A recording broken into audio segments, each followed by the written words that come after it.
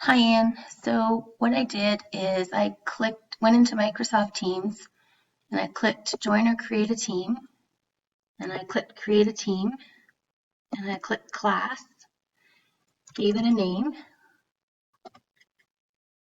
and added you. And once it added, I said close. And then what I did is I clicked meet now, and I said meet now. And I went to share.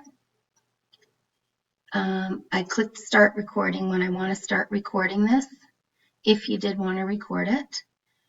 I clicked share to share my screen, so it looks like it's sharing Microsoft now.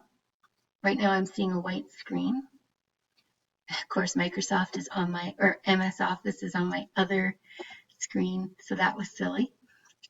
Here, now I'm sharing this screen. And when I was done, I could click stop sharing. And let's see how that works. And then I hang up the phone when the meeting's over. So crossing my fingers.